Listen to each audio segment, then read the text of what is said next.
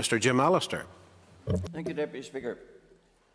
The key question for everyone who's supporting this motion is not whether or not they can get over their ideology and get over 2016, but whether they really care about the people of Northern Ireland.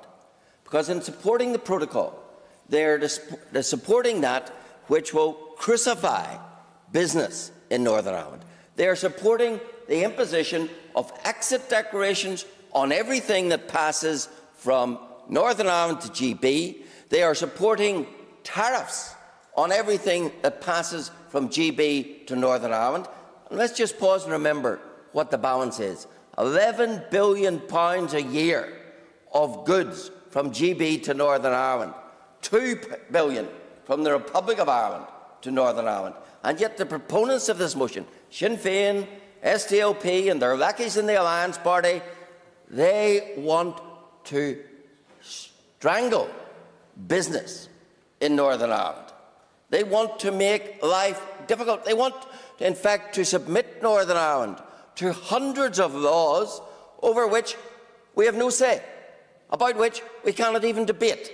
They want to submit it to a foreign court over which we have no input. That is the essence of what those who are peddling this motion are supporting. And of course, they cloak it quite disingenuously in support for the Belfast Agreement. Well, let's just take that. I have the Belfast Agreement here. I'd just like to ask all these proponents of the Belfast Agreement, belatedly, Sinn Féin, of course, didn't support it initially. The SDLP, who are always very upfront in support, Alliance Party likewise. Can any of them point me to a single paragraph in this document which says the United Kingdom or the Republic of Ireland couldn't leave the EU? Can anyone point me to a single paragraph in this document that says there couldn't be regulations between Northern Ireland and the Republic of Ireland? I'm waiting. I'm waiting for... Well, very well, Mr. O'Toole. Give me the paragraph now. I'm not looking for hyperbole. I'm looking for facts. I'm looking for the cold data. Give me chapter and verse in that which you proclaim, which says you cannot have regulations between Northern Ireland and the Republic. I'm grateful to the member for giving way. He would look at.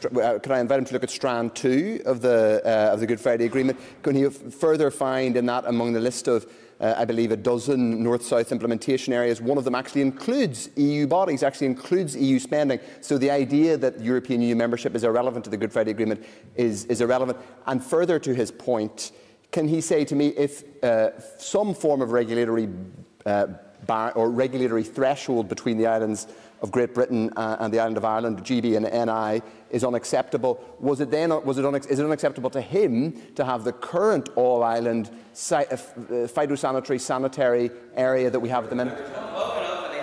The member has an extra minute. Chapter and verse. Which clause, which paragraph says you can't have regulations between Northern Ireland and the Republic?